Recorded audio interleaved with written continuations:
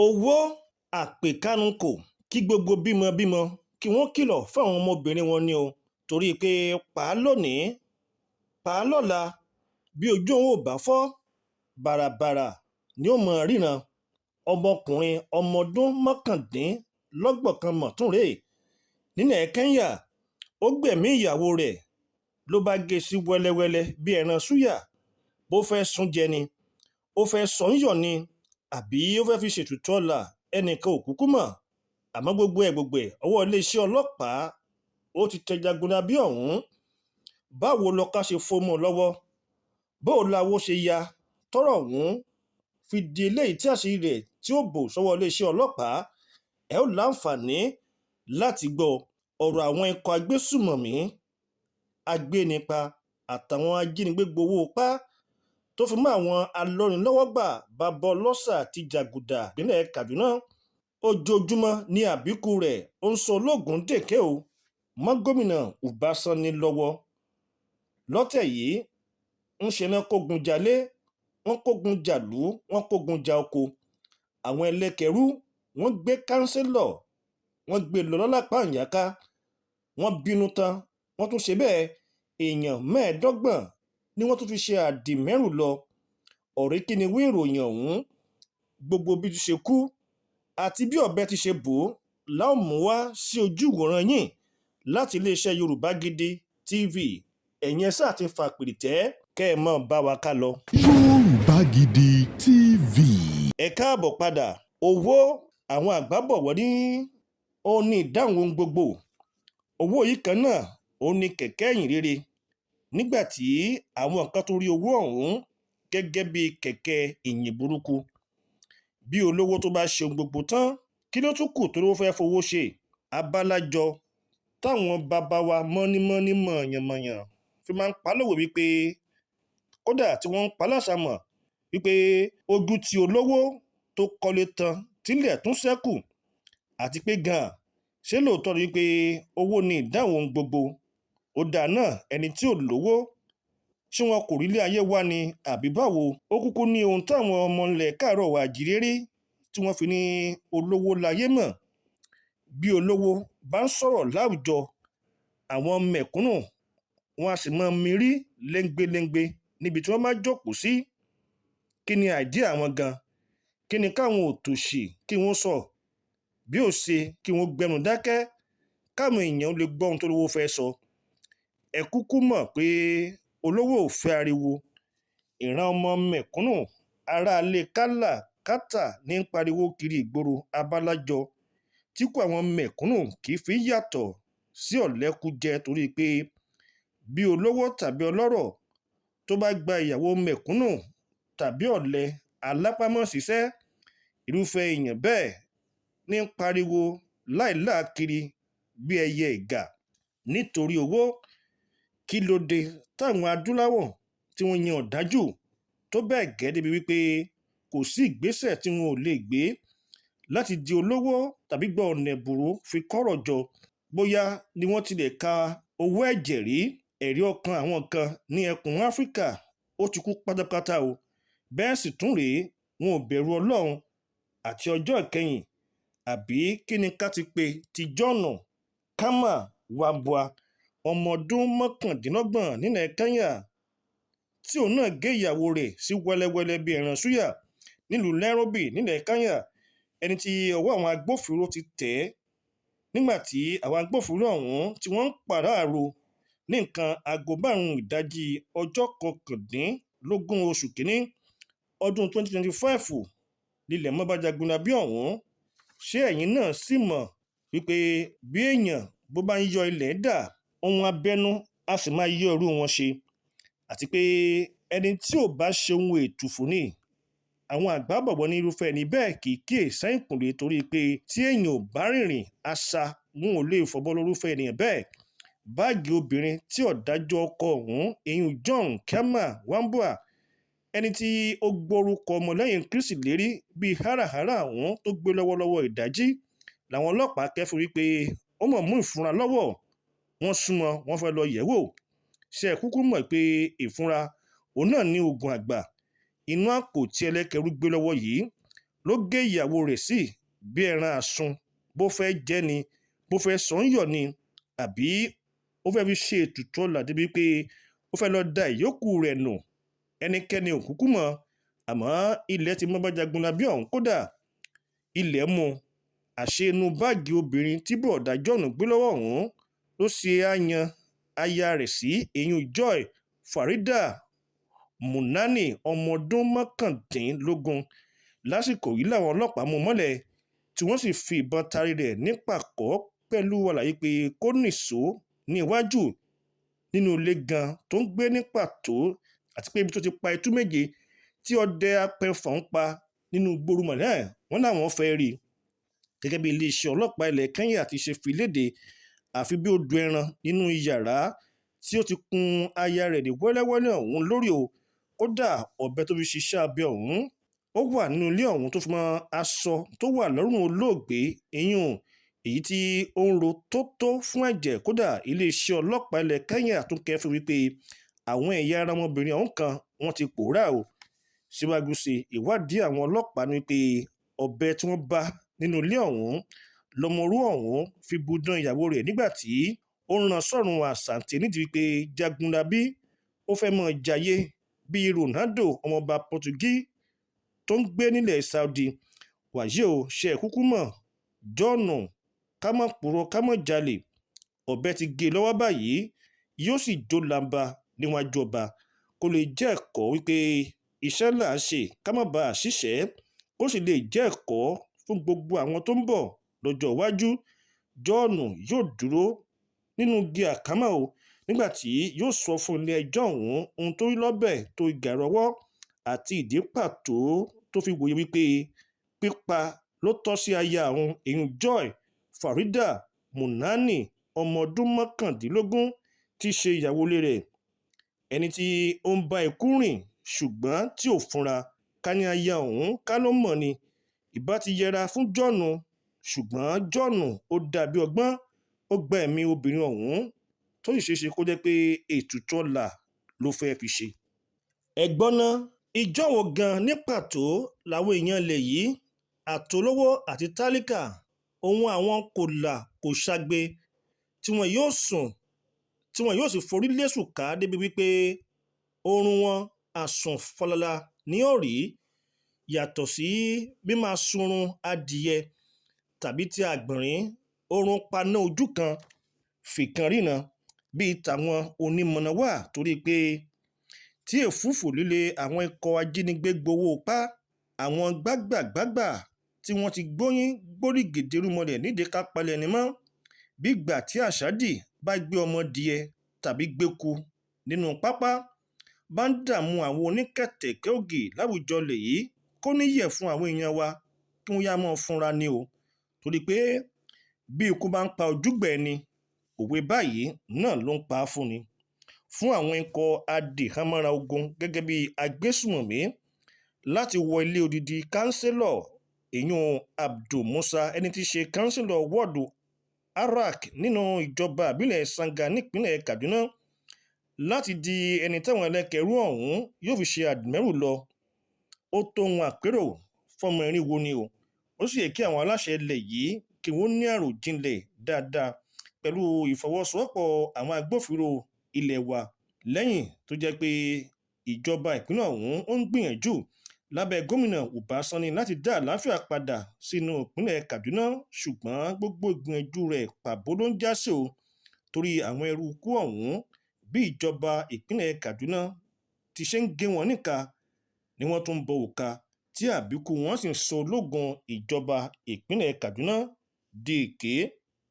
Gẹ́gẹ́ bí ẹni tí ìṣẹ̀lẹ̀ ọ̀hún tó ṣẹlẹ̀ lójú rẹ̀ ti ṣe wí, ó ní ń ṣe ni àwọn àlejò ìbànújẹ́ tí wọ́n di ìhámọ́ra ogun ọ̀hún, wọ́n kọlu abúlé gọ́gù tẹnu lọ́lọ́ yìí, àti wípé lásìkò táwọn ọlọ̀tẹ̀ àti àwọn ọ̀tá àlàáfíà ọ̀hún tí wọ́n yabo abúlé ọ̀hún ni wọ́n kó àwọn kan ní papamọ́ra tí wọ́n sì fi wọ́n ṣe àdìmẹ́rù lọ. Kódà àwọn olubi ẹ̀dá ọ̀hún wọ́n tún fi ọrùn láwà nìkan ṣe àpò àpamọ́ wọn lọ, èyún Halidu Galadima àti aya rẹ̀ Mata Galadima, ó kéré tán èèyàn 25 làwọn eruku ọ̀hún wọ́n tún kó lọ lọ́sàn kan òru kan nígbà tí àwọn èèyàn méje tí wọ́n jẹ́ olùgbé abúlé ọ̀hún wọ́n tún fi ara gbọgbé àwọn jagunlabí ọ̀hún. Ìròyìn fìdí rẹ̀ múlẹ̀ pé ọ̀pọ̀ àwọn ará abúlé táwọn ọ̀gá ọlọ́ṣà àwọn tí wọ́n kó lọ ni wọ́n jẹ́ àwọn abánikẹ́dùn. Yàtọ̀ sí eléyìí, àwọn ikọ̀ ọ̀gára ọlọ́ṣà àti àwọn alọ́nilọ́wọ́gbà míì làwọn náà tún pitú ọwọ́ wọn nínú ìjọba ìbílẹ̀ Kaura nígbà tí wọ́n fi ẹ̀mí ẹnìkan ṣòfò tí wọ́n sì tún fi tìpá tìkúùkù fa ẹnìkan lọ bí ẹran mẹ́ẹ̀ torí pé tipátipá báyìí ńlá fi wọ ṣòkòtò fòkú. Kódà àwọn olùjọsìn inú ìjọ Alheri Baptist Church ní Gwaniya nínú ìjọba ìbílẹ̀ Chunkun wọ́n ti kó wọn lọ, ṣùgbọ́n títí di àsìkò yìí àwọn adìhámọ́ra ogun tí wọ́n ń patú kiri ìpínlẹ̀ Kaduna ọ̀hún wọn ò dá àwọn ará ìjọ ọ̀hún padà, bó ṣe jẹ́ pé ìjọba ìpínlẹ̀ ọ̀hún àti àwọn adarí ìjọ náà wọ́n ń gbìyànjú láti dá àwọn ènìyàn wọn padà, ṣùgbọ́n wọn ò dá wọn padà. Kàkà bẹ́ẹ̀ ń ṣe ni wọ́n tún wo àwọn ipá àti ìwà ọ̀daràn káàkiri inú ìjọba ìpínlẹ̀ náà. Ẹ má gbàgbé o, ṣáájú lètò ìṣèjọba gómìnà Ọbásanjọ́ ti ìpínlẹ̀ Kaduna nínú oṣù kọkànlá ọdún 2024 ló ti kọ́kọ́ yọ̀ǹda àwọn ikọ̀ agbésùmọ̀mí kan tí ètò ìjọba rẹ̀ gbàgbọ́ wípé wọ́n ti yí padà sí rere àti pé wọ́n ti fi ìwà burúkú ọwọ́ wọn sílẹ̀. Ìyún àwọn ikọ̀ abala àkọ́kọ́ ni àfúrásì gẹ́gẹ́ bí agbésùmọ̀mí paraku tó jẹ́ pé wọ́n ti ṣe bẹ́ẹ̀ kọ́kọ́ da ìpínlẹ̀ náà láàmú kọjá bó ṣe yẹ àti wípé nítorí àwọn ìgárá ọlọ́ṣà yìí ní àwọn aráàlú kò fi lè ná ọjà mọ̀lúù tó wà ní Birnin-Gwari mọ́, èyí láti nǹkan bí odidi ọdún 10 sẹ́yìn, nígbà tí ìjọba ìpínlẹ̀ ọ̀hún sì tún gbàgbọ́ wípé ó yẹ kí àlàáfíà kó ti wà torí pé ṣáájú àsìkò yìí gan ní ìtìjọba gómìnà Ọbásanjọ́ ti pè gbogbo àwọn adarí ikọ̀ agbésùmọ̀mí tí wọ́n domi àlàáfíà ìpínlẹ̀ náà rú sí àjọ tó ní ìrònú débi pé wọ́n yọ̀ǹda àwọn nǹkan ìjagun wọn sílẹ̀ fún ìjọba ìpínlẹ̀ ọ̀hún pẹ̀lú àfojúsùn láti gba àlàáfíà láàyè láìmọ̀ wípé irọ́ ni wọ́n ń pa àti pé púpọ̀ àwọn ikọ̀ agbésùmọ̀mí yìí létò ìṣèjọba ọ̀hún ti bẹ̀rẹ̀ sí ní gbé onírúurú ìgbésẹ̀ láti tún wọn sọ bí ẹni sọgbá, tún wọn rọ kí wọ́n lè wúlò fún Nàìjíríà, ìpínlẹ̀ Kaduna àti fún ara wọn. Èrò tiwa ni pé àsìkò ti tó báyìí o fún gbogbo lọ́kọ-láya láti máa wà ní tójútìyè tí àparò fi ń rìnà nígbà tí ó sì ti ń di gbọmọgbọmọ bí ẹkún akọkọjẹ wípé àwọn ìyàwó àti àwọn ọ̀rẹ́bìnrin làwọn ọ̀dájú ọkọ àti àwọn ọ̀rẹ́kùnrin wọn ń ṣàmúlò láti máa fi wọn ṣe ògùn owó tàbí ṣe ètùtù ọlà, nígbà tí àwọn babaláwo máa ń sọ wípé Ifá kì í gba ẹ̀jẹ̀ ènìyàn.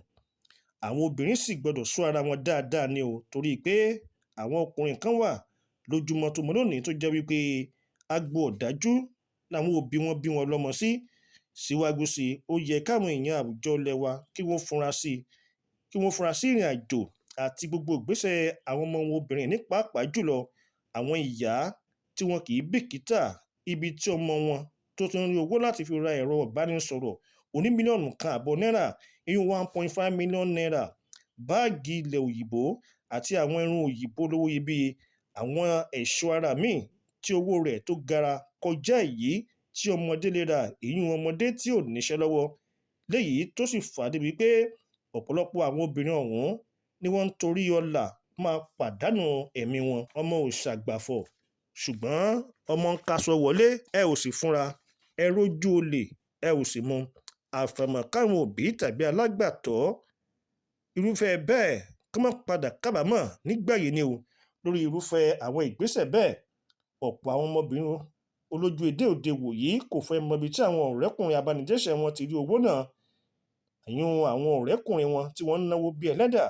Àwọn ọmọdébìnrin òde ìwòyí kan afẹ́ ayé ó ti gba ọkọ wọn, ọ̀pọ̀ wọn kúndùn láti máa jókòó gẹ́gẹ́ bí ìyàwó dìónà níwájú mọ́tò tàbí sọ́ra wọn di ìyàwó àpàpàdodo síwájú mẹ̀sì ọlọ́yẹ́ nítorí pé ọ̀rẹ́kùnrin wọn ò ní ṣéǹgì díẹ̀ lápò, ṣùgbọ́n wọn ò mọ ìpínlẹ̀ ọlá rẹ̀. Irú wọn ọ̀pọ̀lọpọ̀ wọn sì ṣe bẹ́ẹ̀ pàdánù ẹ̀mí wọn. Tán síbẹ̀ o, èrò tiwa tó ni pé ó tún ṣe pàtàkì kí àwọn òbí kí wọ́n fura sí àmọ́ wọn ọkùnrin tí wọ́n ń dédé gbé ọkọ̀ Mercedes Benz tí owó rẹ̀ tó $150 million $150 million wọlé láì ṣe olóṣèlú, nígbà tí kò sì rọrùn gan fún òṣìṣẹ́ fẹ̀yìntì tó fi gbogbo ọjọ́ ayé rẹ̀ ṣiṣẹ́ fún odidi ọdún 35 láti ra irúfẹ́ ìbínú ọkọ̀ bẹ́ẹ̀, nígbà tí ọ̀pọ̀ àwọn òbí ni wọ́n máa ń sọ di mímọ̀ lọ́pọ̀ ìgbà pé àwọn tí ń jẹun mọ́ o, èyí ò bí àwọn ọmọ wọn bàbá ra mọ́tò tàbí ra fóònù fún wọn. Àwọn ọmọ sì rèé, ọ̀pọ̀ nínú wọn ni wọn ò níṣẹ́, ni wọn ò ṣàbọ̀. Ó sì yẹ kí àwọn èèyàn àwùjọ ilẹ̀ wa kí wọ́n máa fúnra sírúfẹ́ ọmọ bẹ́ẹ̀ àti àwọn òbí tán ni àwọn ń jẹ oúnjẹ ọmọ wọn. Ojúṣe ìjọba ni láti ṣe ìwádìí ọ̀dọ́ tó bá náwó bí ẹlẹ́dà, nígbà tí ó sì tún fojú hàn pé àwọn tí wọ́n ń gbé òkè òkun gan tí wọ́n ní sẹ́ńjì díẹ̀ lápò, wọn ìná ìnákúnà, ìná àpà tàbí ìná gbèsè kànmí bí àwọn ọ̀dọ́ òde wòyí ṣe ń ná owó bùlàbùlà lójú agbo. Ọ̀pọ̀ nínú wọn ni wọ́n jẹ́ oníjìbìtì orí ẹ̀rọ ayélujára, ṣùgbọ́n tí wọ́n fi iṣẹ́ gbájúẹ̀ bojú láìmọ̀ wípé ètùtù ọlà àti oògùn owó ni wọ́n ń ṣe. Ẹni tí ò níṣẹ́ lọ́wọ́ tó ń sa oògùn káṣí yóò bò. Ìbéèrè wa ni pé ṣé owó fẹ́ fò wọlé irúfẹ́ ọ̀dọ́ bẹ́ẹ̀ ni àbí báwo? Ìmọ̀ràn wa ni pé àwọn òbí òde wòyí, ní pàápàá jùlọ àwọn ìyàwó ilé àti àwọn ọ̀rẹ́bìnrin tí wọ́n sì wà lábẹ́ òbí wọn, wọ́n gbọ́dọ̀ fúnra ni o, torí pé lẹ́nu ọjọ́ mẹ́ta yìí ọ̀pọ̀lọpọ̀ àwọn obìnrin ọ̀hún ní nǹkan ti ń ṣe nígbà tí wọ́n ń pa wọ́n ní ìpakúpa.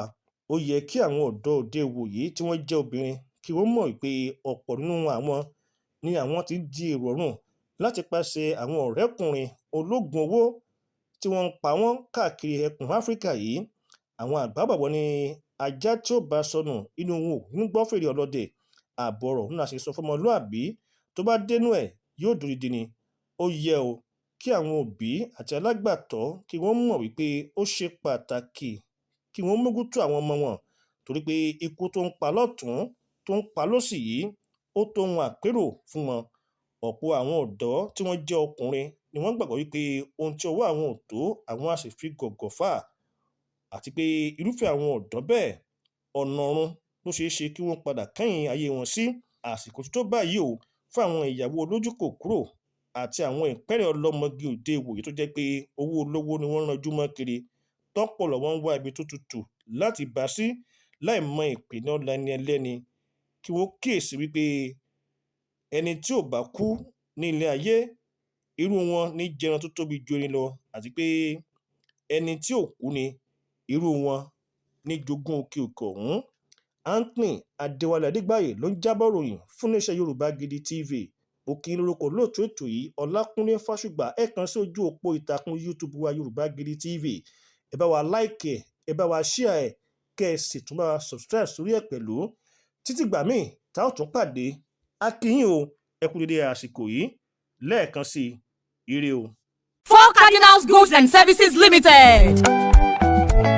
Every woman deserves a great kitchen, and 4 Cardinals Global Goods and Services Limited has got you covered with a wide range of top quality kitchen utensils. Àwọn obìnrin àsìkò tó great tá à ń fojúsọ́nà fún 4 Cardinals Global Goods and Services Limited. Ilé ìtajà tuntun tó ń ta aṣọ, tàbáàgì obìnrin, aago àtàwọn ẹ̀ṣọ́ ara tó gbayì pẹ̀lú àwọn nǹkan ọmọdé. 4 Cardinals, the gift shop with endless possibilities. The grand opening is this Saturday, 9th November at 1A Ogunusi Road, Aguda, Ogba, Lagos. Ọ̀pọ̀lọpọ̀ àwọn ọjà tẹ̀ ń ọ̀dà láti ilẹ̀ òkèrè lẹ́ máa rírà ní 4 Cardinals. Wọ́n ní àwọn signature bags, perfumes, dresses, household appliances. Saturday November 9 gangan la máa ṣí. Ẹ wá jàǹfààní àrà ọ̀tun. Oúnjẹ, ohun mímu, raffle àti bẹ́ẹ̀ bẹ́ẹ̀ lọ ló wà nílẹ̀ bíbà. This opening weekend, you are entitled to 20% discount. Follow us on social media at 4 Cardinals NG. Call 070-370-88428. Dúpẹ́jọ́, ó yá dúpẹ́jọ́.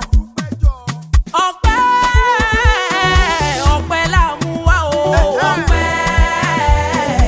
Ọpẹ́ la mú wá.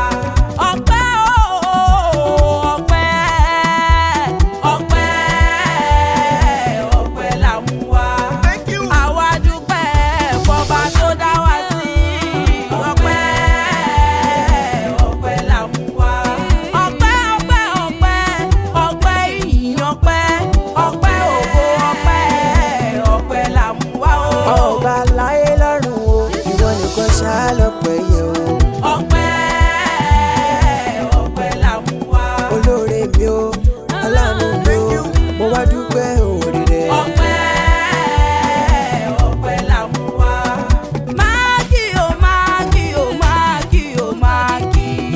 January, February, March, Jamaki. April, May, June, Mayo. July, August, September, Atiki. October, November, December, Kafiko. Magi, oh Magi, oh Magi, oh Magi. Ọ̀rẹ́ bó bá ṣe pọ̀ mọ́ ló ká bó jẹ́ jà tàbí tọ́kì.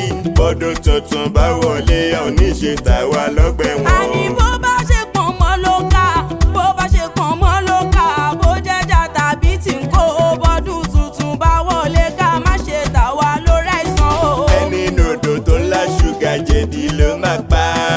Dádì mẹ́mí brọ́dá sisters máa ronú mọ́. Àníbó ní kòrò ọ̀la máa dùn máa ronú mọ́. Ó ní kòrò ọ̀la máa dùn máa kí o máa kí.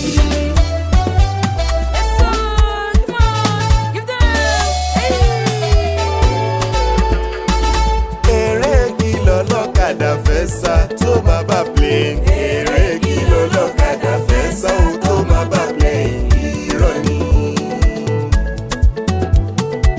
Eré kí lọ́lọ́kadà fẹ́ sá tó máa bá plane. Eré kí lọ́lọ́kadà fẹ́ sá tó máa bá plane. Figagbága. Pẹ́pẹ́ fúru mọ́tò ìwọ lọ tún ìwọ lọ sí wọ́n ń bọ̀ sọ òkú nígbà ẹ̀gà tó ń yọ ikú pa á bọ̀ sí òkú èkó èyí tó ń jọrẹ́ mọ́lẹ̀. Ọ̀rẹ́ mi mọ wọn ara rẹ̀ o. Wọn ara rẹ̀. Eré kí lọ́lọ́kadà fẹ́ sá tó máa bá plane. Eré kí lọ́lọ́kadà fẹ́ sá tó máa bá plane sáré. Ọlọ́kadà tó ní mọ́tò ló jọ ń díje. Bí wọ́n ti tẹ̀síwájú máa ló dọ̀g mo ní mọ́tò. Ọlọ́kadà gbéyọ́ lọ́tún gbéyọ́ lọ́sì ó gbẹ̀yìn yó. Pẹ́pẹ́ fúru ọlọ́kadà ó la mọ́tò dáadáa. Eré kí lọ́lọ́kadà fẹ́ sá tó máa bá plane. Eré kí lọ́lọ́kadà fẹ́ sá ó tó máa bá plane. Figagbága. Ẹ̀bùn lórí gbogbo gidi, ẹ̀bùn lọ̀rọ̀ sísọ fún mi. Ẹ̀bùn lórí gbogbo gidi, ẹ̀bùn lọ̀rọ̀ sísọ fún mi. Mo dúpẹ́ ọgbọ́n orí eléyìí tí mo fi ń kéwì. MC man bàbá mo jẹ́. Báṣùgbà máa ń rí o. Ọ̀tọ̀ tún ní kọ́mẹ́dì tí mo fi ń dẹ́rìn kòṣónú.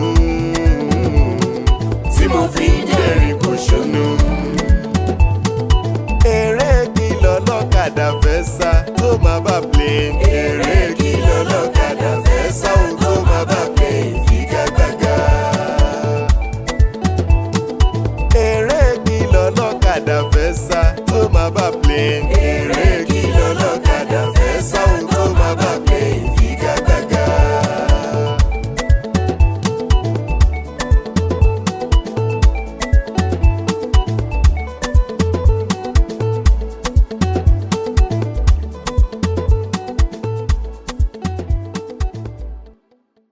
Yorùbá Gidi TV. Ibi tá a ti ń fún yín láwọn nǹkan tẹ́ ẹ fẹ́, àwọn nǹkan tó ṣàǹfààní tó yẹ kẹ́ ẹ máa wò nígbà gbogbo nígbàkigbà. Ìbẹ̀lẹ̀ wà yìí máa subscribe sí subscribe tẹ subscribe sí. Yorùbá Gidi TV.